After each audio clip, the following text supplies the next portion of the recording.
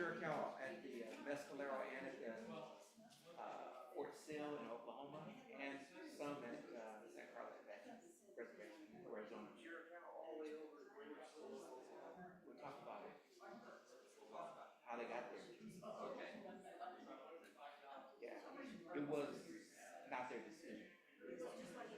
Yeah. It was maybe not as hard as the Trail of Tears because they had to walk that at least. It was the Chiricahuas on the train.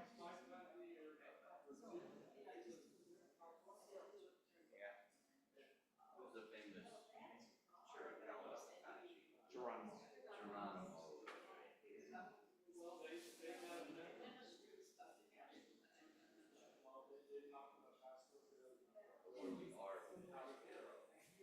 This is the Mescalero, one of the closest. And then there's, we'll talk about some of the people that are not on reservations that are, and even just kind of traveling.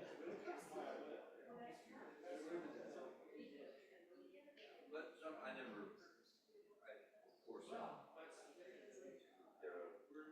many different peoples that were here at different times. And before Europeans came, Yeah. there were many. Even before the Apaches came, there were some other people here. Which were The Monsones, right? They were here. The Sumas, there's a whole host of them.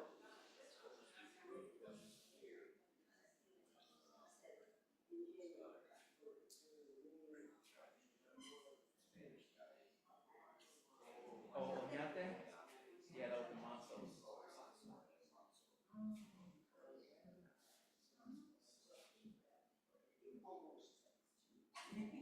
You know, we had to get information because we had already done this with the little pool, right? But then we found out that we were Oh, with the Zia what did they say? they gave us the okay. I think so for Actually, Money every year. We pay every year something. Money every year for a scholarship fund. There you go. Yeah.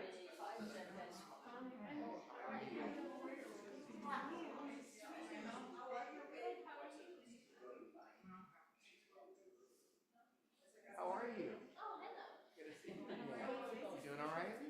We went to a wedding. I'll tell you right here. It was really fun.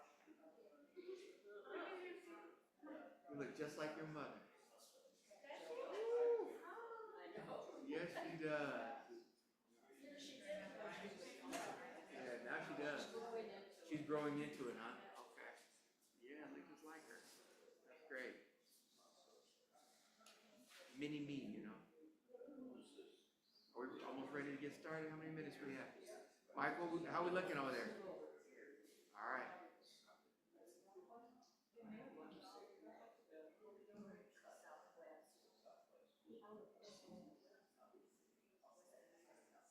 These are some good ceiling fans too, boy. Great. Okay, well, it is time to start. Tonight's program is Elisa's. She did the recruitment, and she's going to introduce a speaker. Before we get started, the restrooms are out in the hall, and we had a little bit of good news today.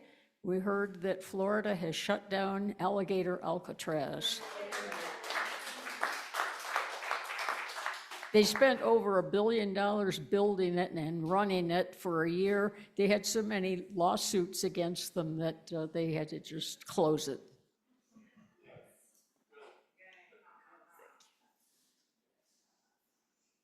Buenas tardes. I'm delighted to welcome you, and I think we have a very, very, very special guest today.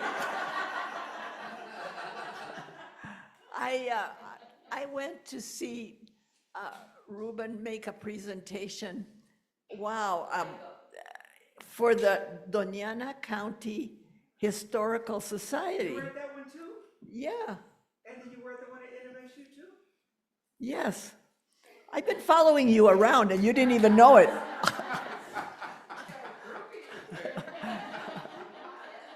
No, but it was interesting. It's especially good for me to have Ruben come and be a speaker. He and I have a connection that when I saw him at the Doñana County, the Historical Society, he did this presentation, and I called him over and I said, I'd like to ask you a question. We have the folklore in my family that our great, great, great, great grandfather was a friend of Cochise. And so it's always been a folklore. So he said to me, he had already explained exactly how Apaches keep, where they keep information and how it comes out. And he said, what's your last name? And I said, Trujillo. And he said, yep, they were good friends. Anyway, I'm delighted. He has so much to offer, and he is so good at, and he's getting a PhD at UNM in Native American Studies, and he just handed in his dissertation. So.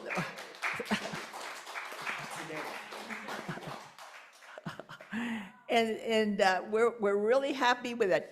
Dulcinea is here because Dulcinea had the foresight to be able to invite him to come and be a visiting professor.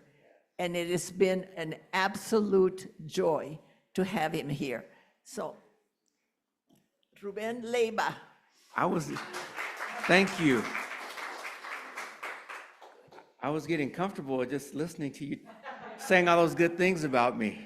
And I live on Cochise Trail. Oh, do you? Okay. All right. You can send a donation like you're sending to the Zia Pueblo to us.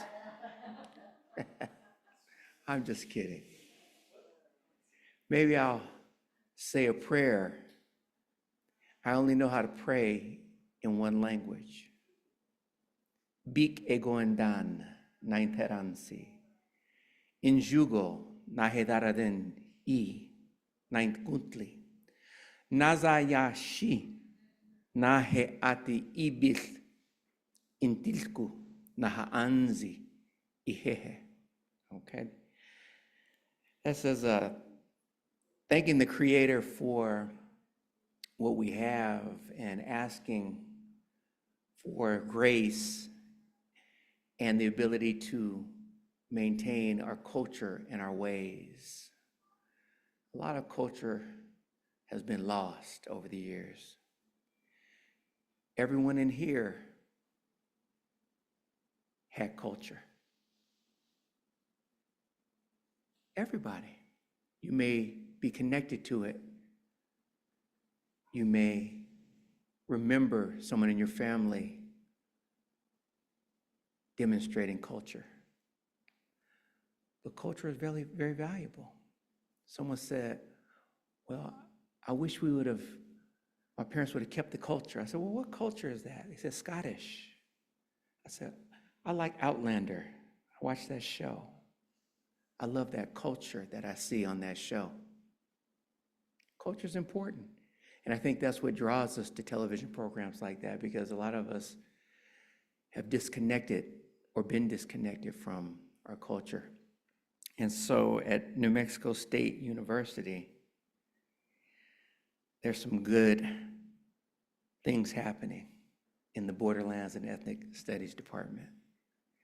A lot of sharing of cultures. Chicano Studies. There's Professor Gonzalez back there. Right. In the Ethnic Studies program there, we're all under Dr. Lara, and Palestine Studies, Native American Studies. So we're all learning and sharing what we're learning with the community. Because I was told recently that a lot of people are doing land acknowledgements, but they don't really know anything about the people that they're acknowledging. So I was pleased to be invited and to have an opportunity to spend some time just to be with you and share with you, and for you to hear me and hopefully for me to hear you, so that we can learn from one another. Is that okay? Okay. How's the mic?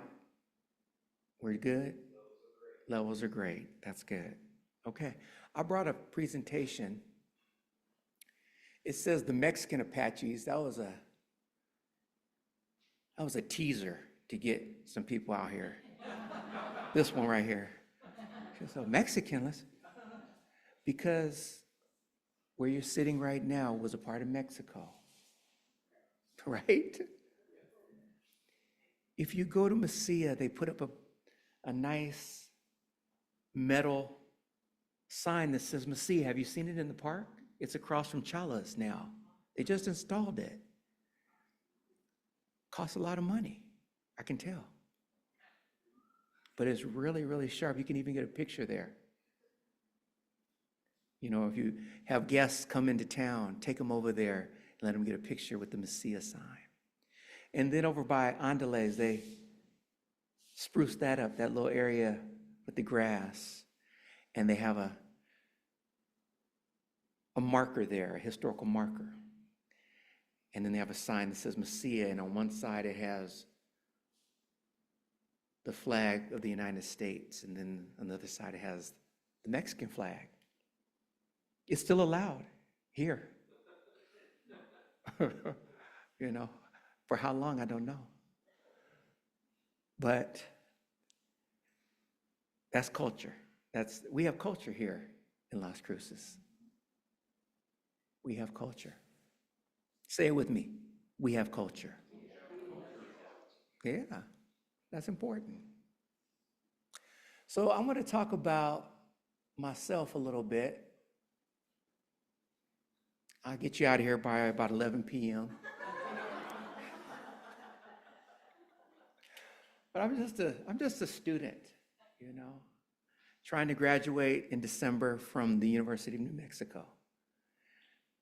I'm trying to convert myself, not to the Unitarian Church, but from a Lobo to an Aggie. It's a process. It's a process. The hand signals, they want me to not do this and to do this. This is right? This is how we do it here? Okay, so I don't know. It's okay for me because I live in Mesilla. I've been driving. Going on my 4th year, I've been driving a lot up to in at UNM. Sleeping in my car to get an education. Sleeping in my car in Las Cruces is not so bad. Up there, it's not so good. So people were worried about me. Said, hurry up and finish. So I've been pushing so I don't have to sleep in my car anymore. But that's what a starving student will do. There's a lot of people who are sentimental about learning, but there's very few people who are serious about learning. There's a difference. So, oh, you're going to school, good job. That's sentimentality. But when you get in there and you get back in there, you haven't been in there in a while, and then you've got to study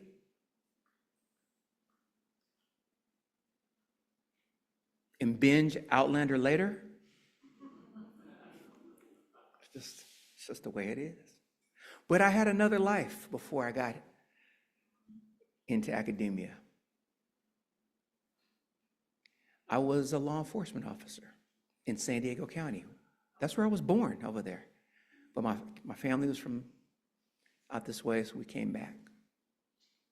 But yeah, my last job was the Assistant Chief Probation Officer for the County of San Diego.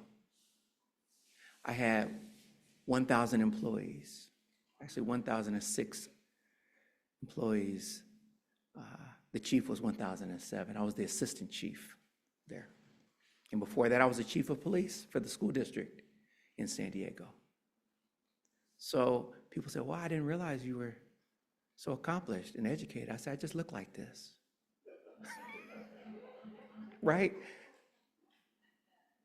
I'm just a little browner than most. That's okay. I got culture.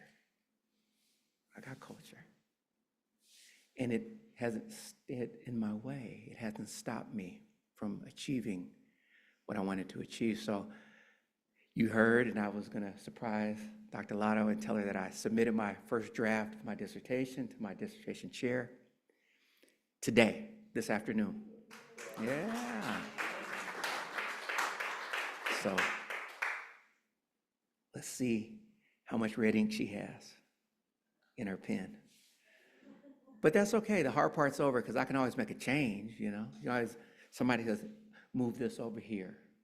Or you didn't put an apostrophe here. Or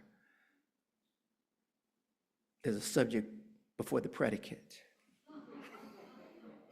Right? So as you can tell, I'm comfortable talking in front of people. It's not a problem. That's why I teach class. I figure, what's the worst you can do? Boo me? I can still walk out of here alive. But the Apaches, a lot of them didn't. So let's talk about it. There are 4 bands that are part of the Chiricahua or Gila Apache, but that's just one tribe of Apache. If somebody says, well, I know a tribe. The San Carlos Apache tribe. It's not a traditional name. San Carlos is a tribe. It's a federally recognized tribe, but I've learned from scholars smarter than me, Marcus Mactima, a friend of mine who's a San Carlos Apache, that there were many people brought to that reservation and they had never heard that name, San Carlos Apache. That was a Spanish name, right? So that right there already, we got a complicated story already.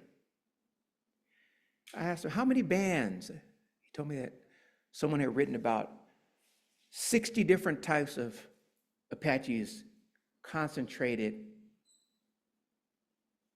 in the early 1870s at San Carlos Apache. It was the first concentration camp. Oh, I forgot to tell you, this might not be a happy story. It was a concentration camp. And some of the people brought there were the Chiricahuas, and some of their descendants still live there.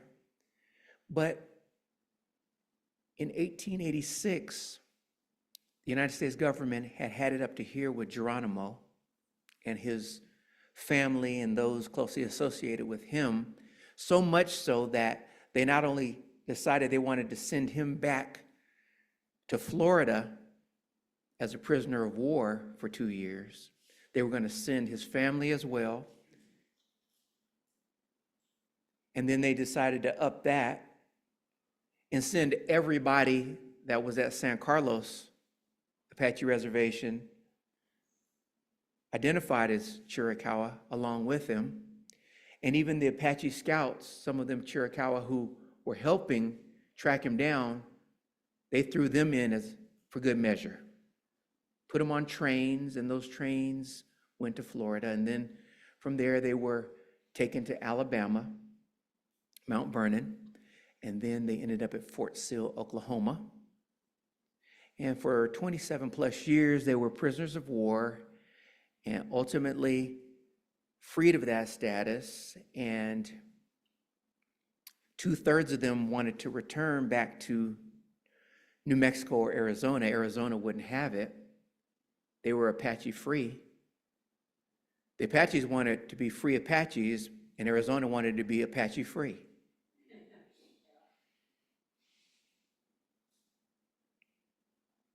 So what you're looking at up here is an old map. This is an old map.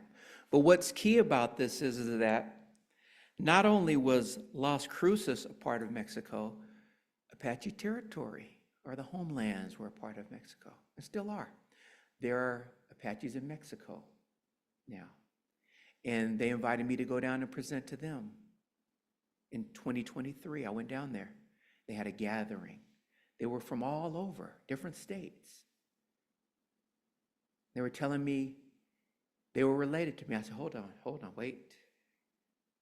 Not so fast. I went back and I checked, they were. They knew what they were talking about.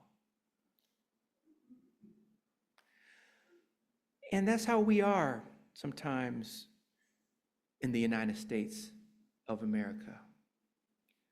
We're a little heady, aren't we? We turn our nose up sometimes to Mexico. We think maybe we do things better. There's a little bit of an exceptionalism. They call it exceptionalism with how we see the world. We're just trying to be like our president, I guess.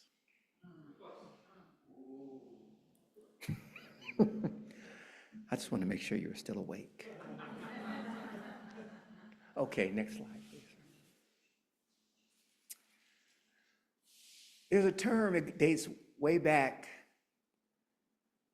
to at least the 1850s. It's called Bronco.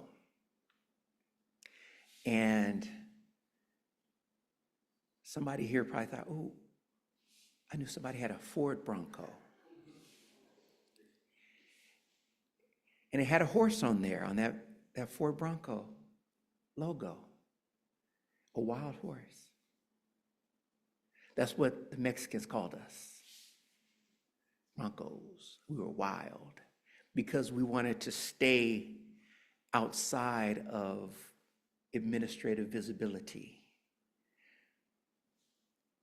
We didn't believe in paying taxes. In fact, we taxed the settlers. We raided the villages. So proud to be an Apache, but not always proud of everything the Apache did, right? So can't just talk about the president now. We got to, goes both ways. Goes both ways. Nobody's perfect. And you can keep going. I kind of know this. There were agreements where this name Bronco appeared in these treaties with the Mexican government. But you could not be a Bronco if you wanted to. If you would assimilate and you would reduce yourself to living in the village, in the Spanish caste system, you could move up. You were just an Indio down here at the bottom. But you could prove yourself worthy and be a calidad, quality Indian, and maybe even a mestizo if you had enough money to pay the priest at the church. And maybe your kids, if you were lucky and they liked you, could get even a higher caste title. So this was like an aspiration towards whiteness that was being programmed even before the United States was here in New Mexico.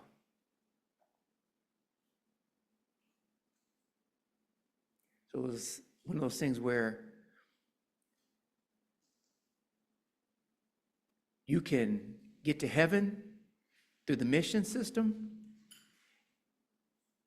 and you can be like us, because whatever way that you are is not the way you want to be. What do you think about that? Interesting, huh? It's interesting. I'm not here to make you feel guilty. It's just, it is the way it is. And so this picture right here is on the wall in Hadley Hall at NMSU. Yeah, it's the main building where the president's office is. I got nervous when I went in there. I was a visiting professor, of course, so I didn't want to say the wrong thing in front of the president. But when I looked over there, I saw my people on the ground right here. I left.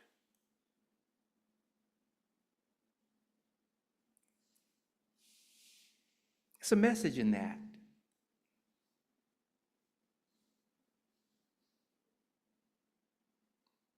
Now that's what she was making probably tasted really good.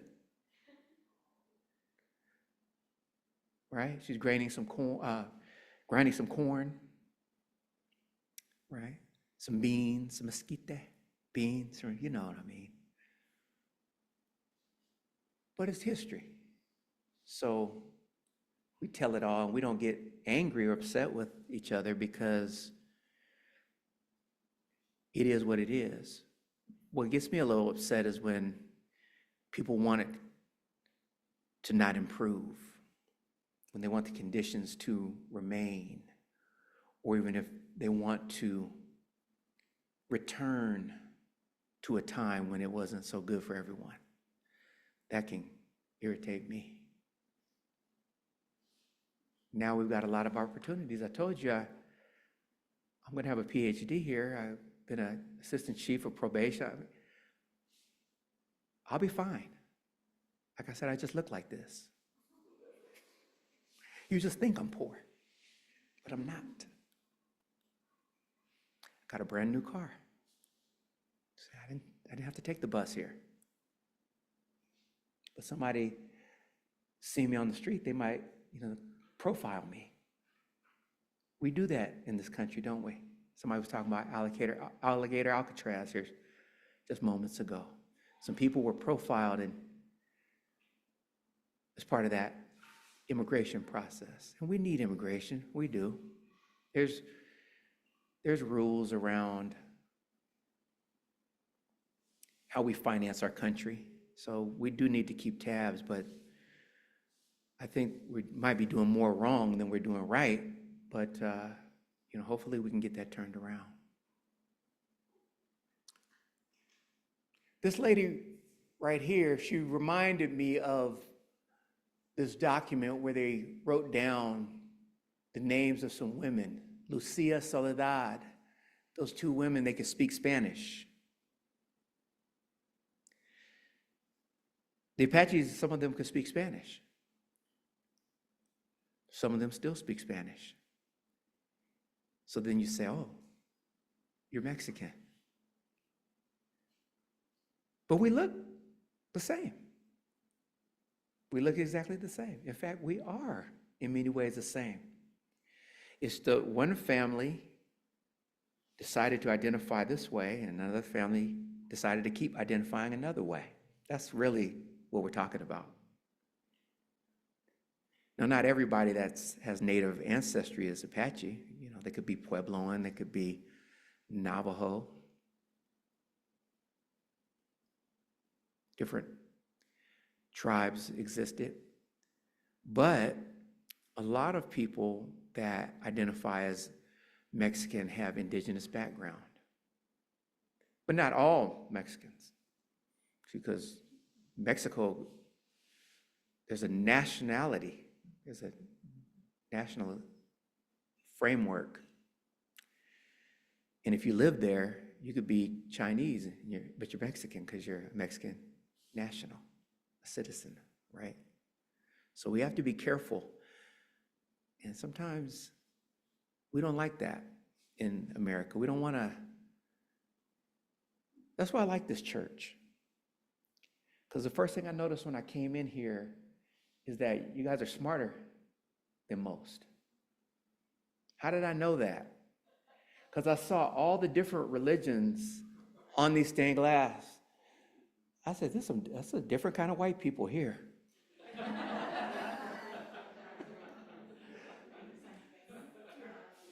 Because a lot of your people, they don't want to know the difference. You could be from Ecuador, you could be from San Salvador, you could be from Chile. You're Mexican to them. Quit speaking Spanish. There's some Mexicans over there. Just everybody's a Mexican. But when I came in here, I said, this is a different type of white. How did it make you feel when I said white? Did it bother you? It could. It could bother some people. But don't let it bother you, because you have culture, remember? Don't be ashamed of who you are. That's how God made you. And we love you. And I'm not better as an Apache than you, and you're not better than me. We're all equal. That's what this church is about. I can tell. That's why I felt at home when I came in here.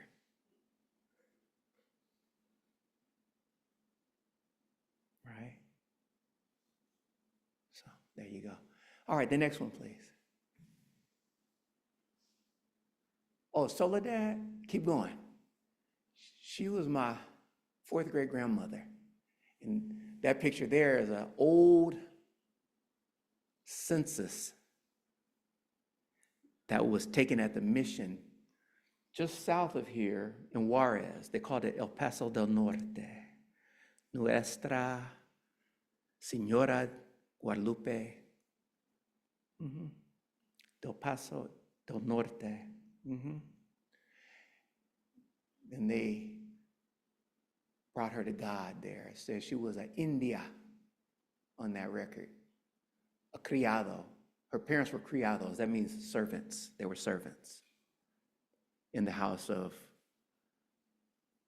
someone with money. He said, oh, he was a Spanish. He was a white. No, wait a minute. Not all the Spaniards were white. There were some Moors there too. See how we get caught up in these stereotypes where we think everybody looks the same, and there's just so many different ways of being, right? So in these records that they kept like this, sometimes they would put that they were Espanol, but that didn't mean that they were directly from Spain. They could be from Spain a generation ago, but born here. And then they would use the word criollo, or how do you say it? Spain. Criollo. That means, yeah, from here, from these parts, not from over there. So they had these little identifiers, these little codes that they wrote down. I got to give it up to the Spanish. I don't dislike them. I got a PhD on them coming. I look at all these my kids are like, Dad, are you reading those zoomed in documents again? Like, yeah. That's why I have these glasses now. These things are hard to read, but they wrote down everything. They really did. So that was good. Okay, now, all of these different places, they were making the Apaches come down to all these dots. The Apaches were a little bit further up in New Mexico and Arizona, and they said, come down to these dots so we can watch you. If you want peace, come on down to these little dots on this map. They were called peace establishments and presidios.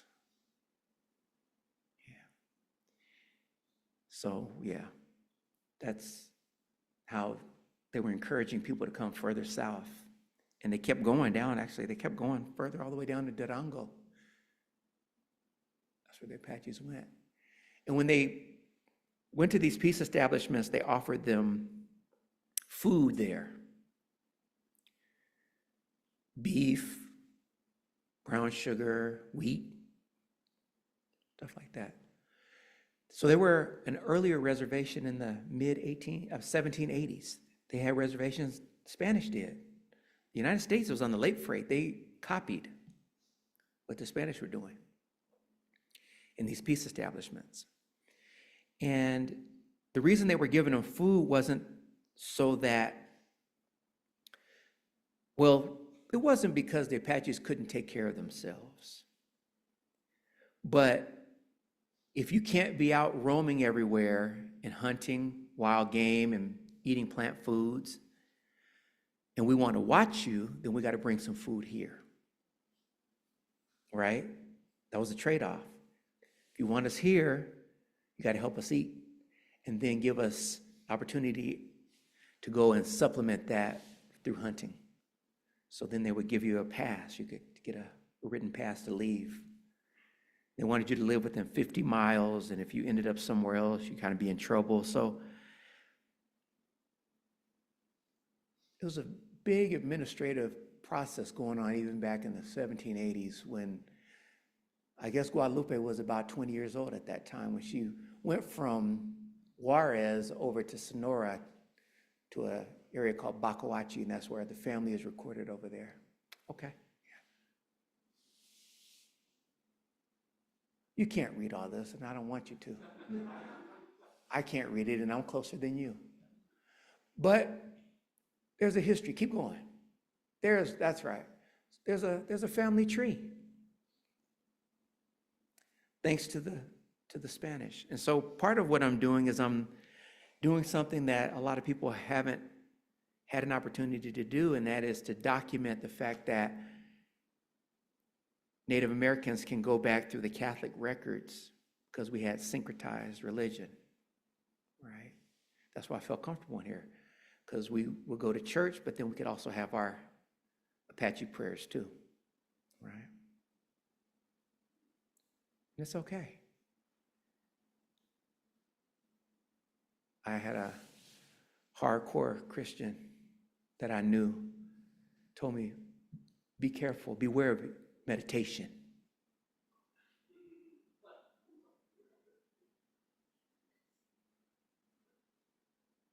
I said, why? You open yourself up to spirits. Yeah. So this is what we're dealing with. This is what we're dealing with, guys. So I don't profess to be a Christian, but I did go to Catholic school and I graduated. So it worked out. I learned all those prayers and things. They're okay too. All right, what else we got? Oh, so in Spanish, they wrote about the family. Keep going just a little bit higher. Yeah. And I was going through some records in Chihuahua, and they had this PowerPoint, and they were teaching on my family. And I looked at the names and I underlined them there in Spanish. It was just a slideshow just like this that they were showing, and they had my family up there. And that's the funny thing about people. When it comes to the Apache, they think that we're all dead. They're talking about us like this, and it's like, that's my family right there. Huh? I thought you guys are all on the reservation, are dead or on the reservation. Not everybody got on those trains going to Florida. I write about that a lot too, that there are a lot of people that were not on the reservations, didn't want to be on the reservations, or escaped to Mexico, and they didn't get on those trains with Geronimo. So that represents one side of my family. Then I was researching another line at San Carlos Apache Reservation. And then I have some cousins that live on the Mescalero Apache Reservation, and we know each other. So it's interesting that we know each other, we know we're related, but we don't all have the same story.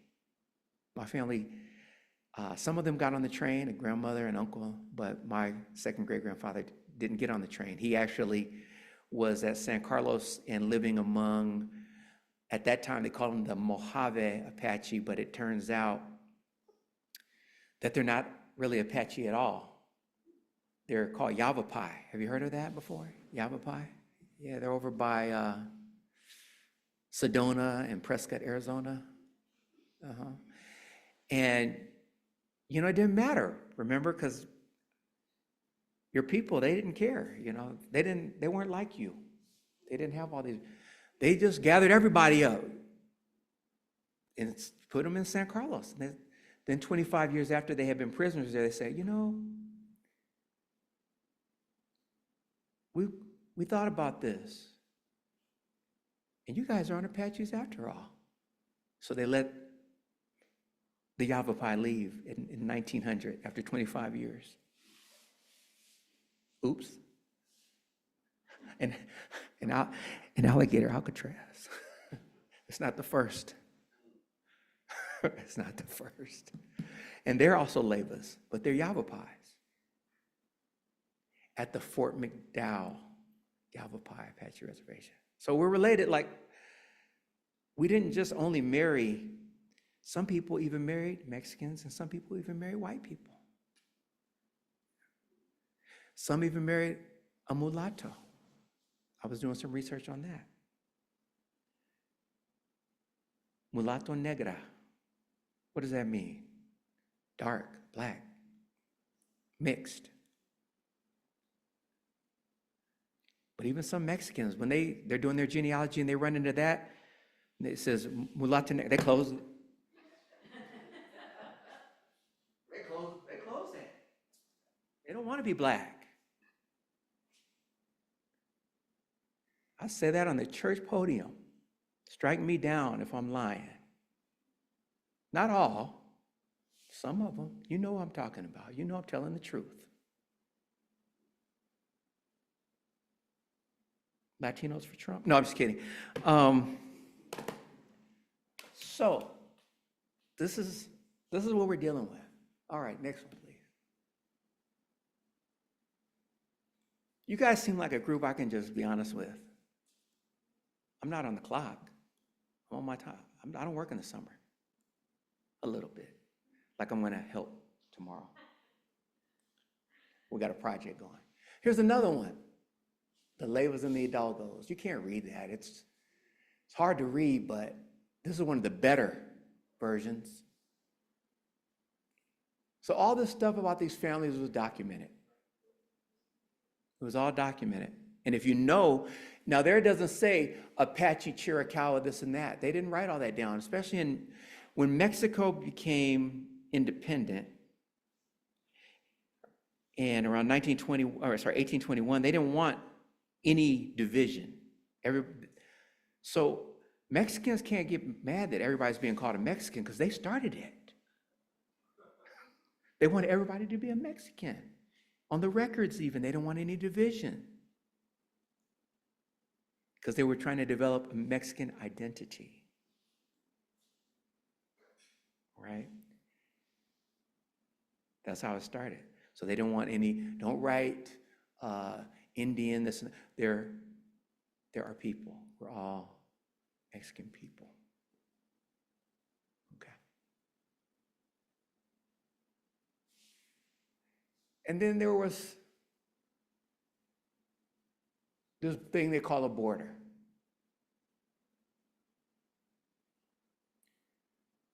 It's hard to find a map when you're talking about the Apaches that is on both sides of the border, but we were. But typically, when we see a map of the United States, it's just the United States. So people will just assume that everybody that lives here 400 years ago, we never walked across that line. You know what I mean? It's kind of how it is. So I kind of like to look at stupid stuff and just analyze it, just sit there with it. And like, how did that happen? And even, we were still Mexicans for a while after 1848, because that was the Treaty of Guadalupe Hidalgo. You would have been a Mexican. But in 1854, something happened. Do you know what happened? Gadsden Purchase. Yep. They wanted to run the railroad to LA, California. So they needed more flat terrain. They purchased some more Apache land I'm still waiting on that check. Yeah, it's true.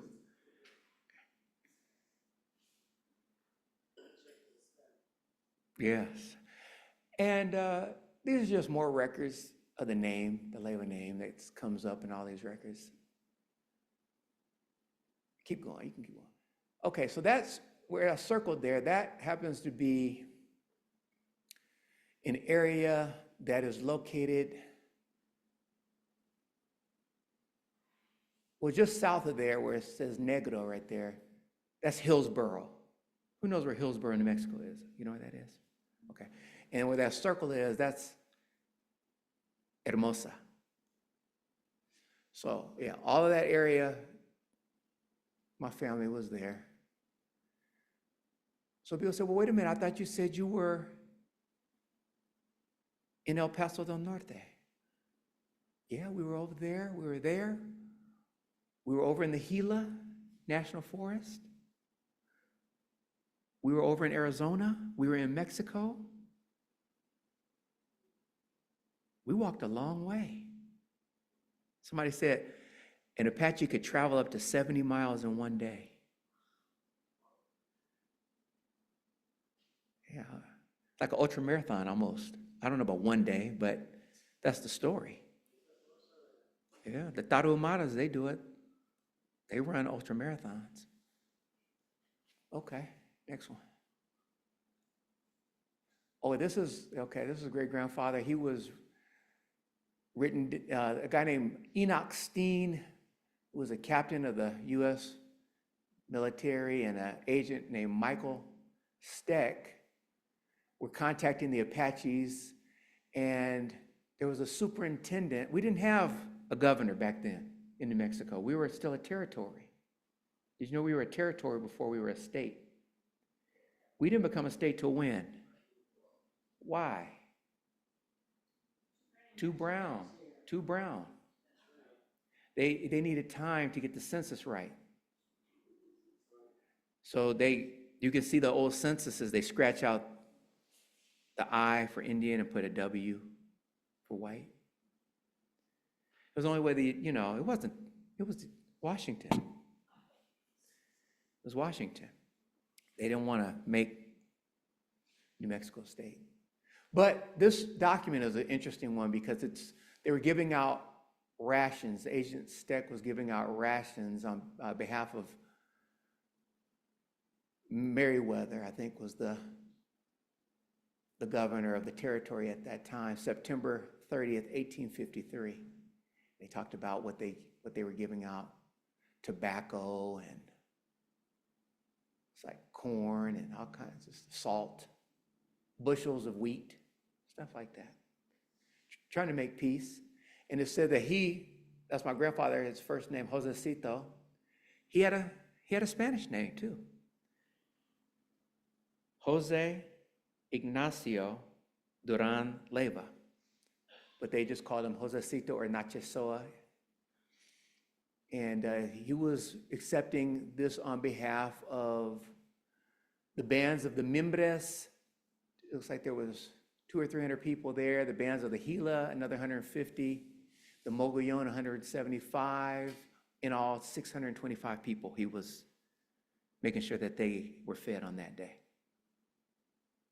Right? But the key part about this is that people only talk about Geronimo.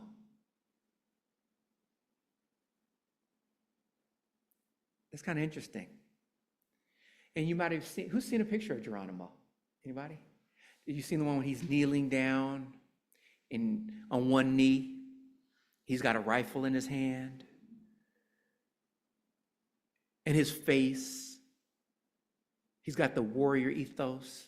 That's a Hexeth word. He's got the warrior ethos. Like he never laughed in his life. You know what I mean? That's the image that they wanted people to think of us. Not because somebody took that one picture and that's what he did. It's the propagation of that picture all throughout history, all throughout time. That's why I said I just look like this. Okay. So they signed treaties. You can keep going. Oh, hang on before you leave. Let me show you this map on the, there you go, Mike. There's San Carlos Apache Reservation. That's been divided into, White Mountain has the northern half of that. There's Mescalero, that's still there. But there were 3 other reservations that are no longer there. One is up there by, where I was showing you on the map, Monticello, New Mexico. Then one was over near the old Fort Tularosa in the upper Gila. They call that area today Quemado. I don't know if you ever heard of this name, Quemado, New Mexico. Yeah. And then in southeast Arizona, there was the Chiricahua Apache Reservation, but all those were closed down. So I don't know if anybody's seen the map of what used to be indigenous land and how the map just shrinks. You might have seen it on the, so they just get smaller, you know. All right, you can keep going. Thank you, my friend. And this is the train ride I told you about. They were only supposed to be gone for 2 years. That was the deal they made, but nobody told them that the deal changed till they were already there. 27 years later, they were freed. Okay, next. But not all of them got on that train. Some of them fled to Mexico. They lived in the Sierra Madre Occidental, that's the western side, between, it's the mountain range that divides Sonora and Chihuahua. And it goes all the way down. It's a long mountain range. Yeah. And then they started calling those folks Broncos. So, okay, on this picture, on the top right, there's a man with a hat kneeling down. His name is Naiche, that's Cochisa's son, and kneeling down to his left, that's my 3rd great-grandfather, Elias. And then you see Geronimo in the middle. He's carrying a water drum. And then there's 3 gentlemen that are standing. The one in the middle is a first cousin of mine. 3 times removed or something like this. The guy in the painting, he's a Leyva. His name was Lino Leyva. They called him the Apache Who. And then that cousin is, again, in the center of that group photograph. And then my grandfather's the second one from the right there. So yeah, we're all related. These pictures were taken by a guy named C.S. Fly in 1886, March of 1886. And why these pictures are significant is because at that time the Apaches were still, quote unquote, at war. When the United States, they hadn't surrendered. Geronimo had yet to surrender, so it's one of the only pictures of Native Americans that were made before they had actually surrendered. Like there's a lot of pictures of them on the reservations and that kind of thing, but we were still wild at that time. All right, next. And that was actually taken in Sonora, by the way. Okay. Genocide, there were atrocities on both sides, but this happens to be a modern, more modern version of it. There were scalp bounties back in the 1830s, and they were reinstituted in the 1920s in Mexico because a young boy was kidnapped and ultimately murdered. He was the son, a little boy of was the son of a rancher in Sonora, the Fimbres family. Remember I told you we married some white people too. I even have some Fimbres cousins. But Fimbres got upset. His father-in-law was more upset because when they took the child, they killed the child's mother, and that was Fimbres' wife. And so he was in trouble with his father-in-law. He had to do something. So they got this big campaign. And they even went to the media in Douglas, Arizona, and they were looking for people who would join up in a posse to try to hunt the Apaches who had gone to this mountain range in Mexico, the Sierra Madre Mountains, and hunt them down and take their scalps. And they found some people. They came from all over the United States because they were upset. They had missed their time to go to war with the Indians, and it was in the 1920s, and they thought, ooh, you know, maybe I can get a little of the Wild West. So they came and they took some scalps. In that picture on the right, they're photographed. There's a little boy right there next to a man, and there's a man that's kneeling on the right, and he's got what looks like to be some sort of a harness, and a bunch of scalps are in that harness, Apache scalps. Sad part about all this stuff is, you know, with these scalp bounties, the scalp warfare, you really don't know whose scalp that was. There's a lot of black hair down there south of the border, and they were offering rewards for that. So we read a lot of books, and there was somebody at NMSU that was a former student, and he came to present on his book on scalp warfare, and he was talking about that sometimes other Native tribes were the victims of these scalp bounties, even though they were intended for Apaches because they had the hair to match. Mm-hmm. So it was important for people to hide in plain sight if they didn't get on those trains or these scalp bounties were going on. So a lot of people didn't know the Apaches were around. So we don't blame you for not knowing that we were still here and not on the train because we were hiding. Some of us even, keep going, were taken to the boarding schools. You know, that young man on the right, he's a Navajo, and that's how he looked before on the left. And then when they got him there, they cut his hair. We didn't allow him to speak his language, put on European clothes, told the photographer to brighten the exposure. You see? And then this young woman here, she was interesting because she was connected to the Fimbres family. She was an Apache. See, they had this back and forth thing. They had taken a captive, then the Apaches got mad, and they took the boy to replace the woman. And so here she is later on, and she's with her friend, who's a Mexican, but she was a captive, Apache captive, ended up moving to Los Angeles. Mm-hmm. Interesting stories, like tracking all this down. It's amazing how people move around and just live life. Okay.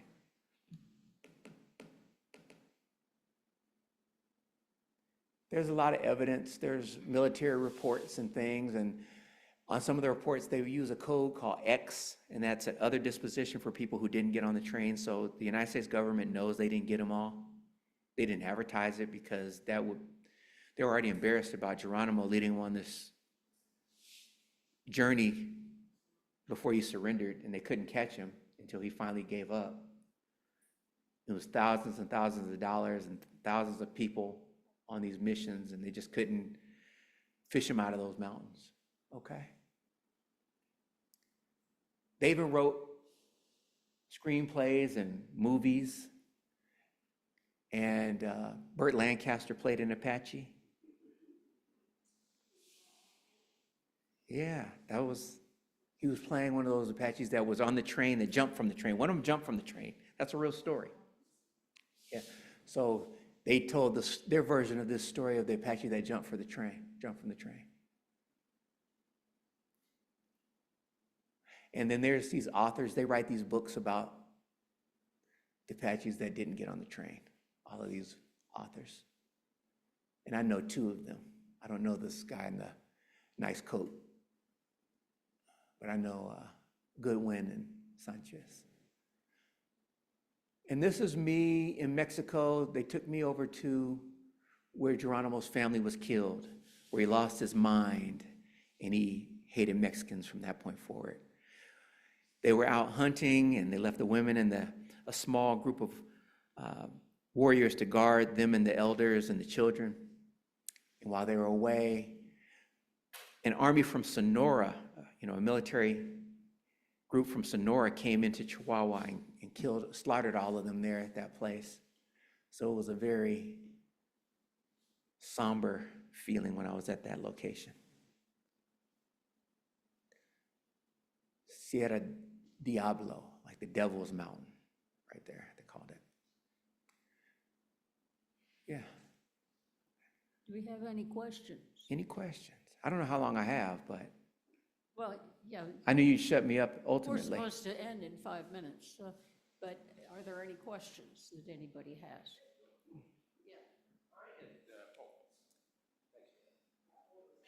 Just like the indivisible stuff. Yeah, right. I had heard that the Apache language and the Navajo language, linguists believe are part of a language family that originated in Western Canada. Yeah, Is that true? yes. I don't know about if it originated in Western Canada, but that's what I've heard also. The Eyak, it comes from the Eyak language, and it's an Athabascan language that descends from that Eyak language, and the Apaches are a southern Athabascan dialect, as well as the Navajo, so we can understand each other. Some of the words are the same. Now, when do they believe the Apaches and Navajos arrived from the north, assuming they came from the north, their ancestors? Well, that's up for debate, and I kind of leave some of that to the archaeologists. Yeah.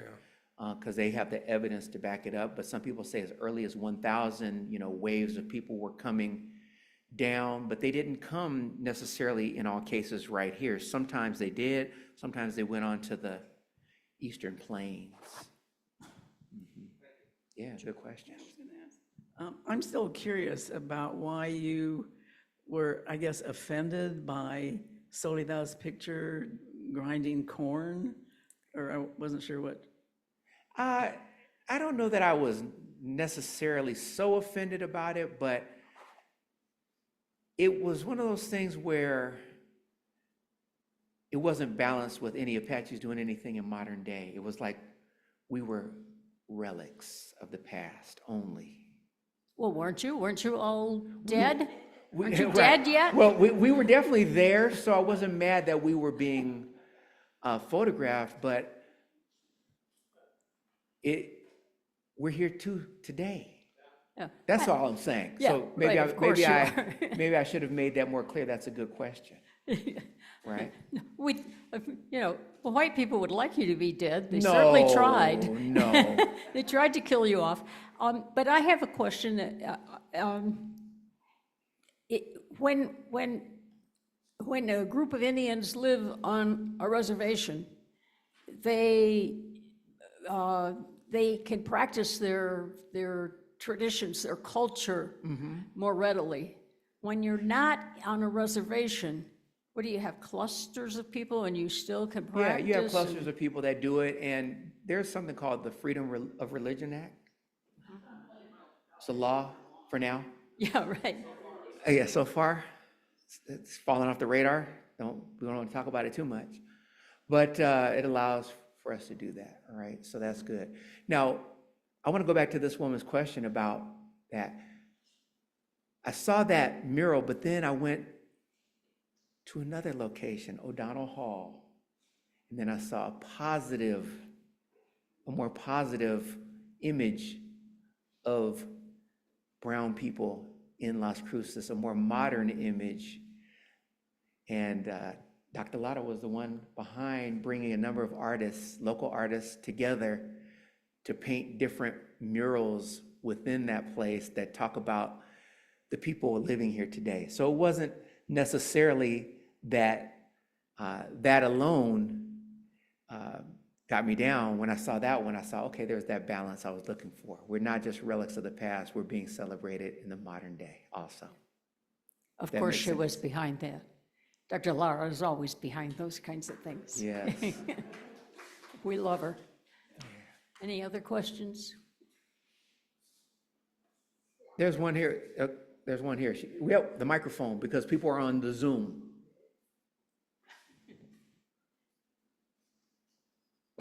Yeah, my question is about architecture. I lived 35 years in Alaska, and the efforts of the federal government to construct housing for the indigenous people are really ludicrous. They took no lessons from the indigenous culture at all. And I see this everywhere.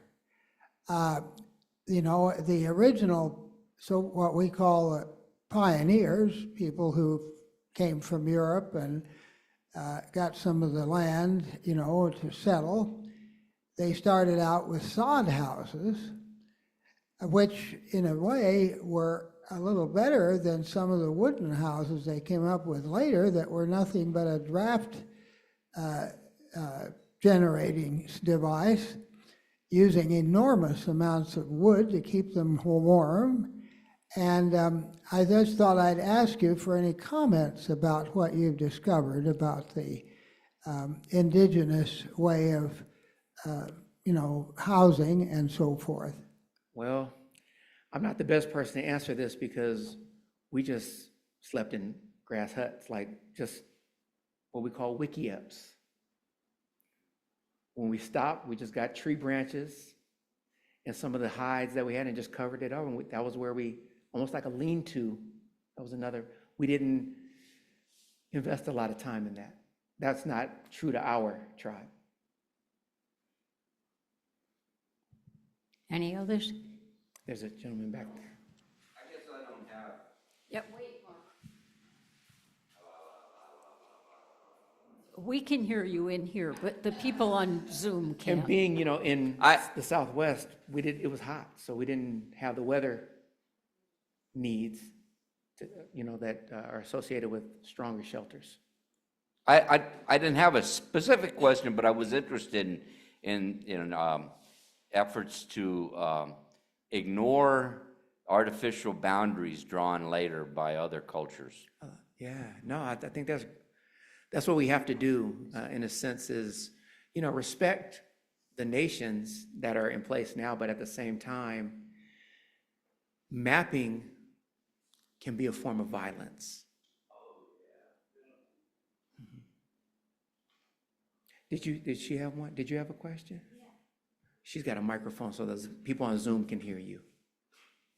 Oh, I have a question about the Warm Springs Band. Yes. I understand they ended up in the Mescalero Nation. Some of them are there, and some of them are in Oklahoma at Fort Sill. Mm-hmm. Were they forced out of their location, or? Yeah, in 1877, the United States thought it would be cheaper to close one of those reservations I was showing you on the map and bring everybody to the San Carlos Apache Reservation in southeastern Arizona.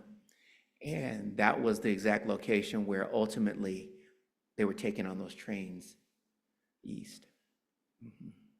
So when they said that, a lot of the settlers said, when we got to, the area where the Warm Springs are up there in Sierra County and Socorro County, it was vacant. No duh. It was made vacant.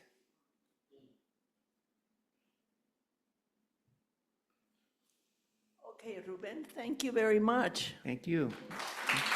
Good questions. Very good questions. I have a couple of little gifts for you. Oh, wow. I knew I was right about you.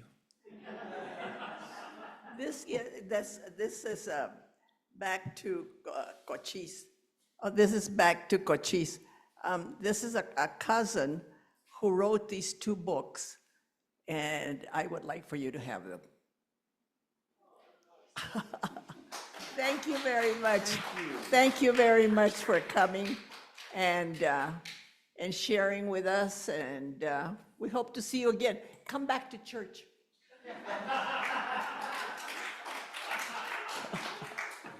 Okay, everybody, thank you very much. All.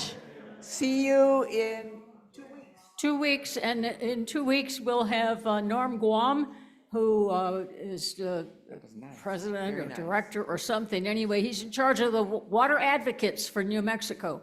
And water is a bit of an issue here. So I think you'll really want to come and hear what he has to say.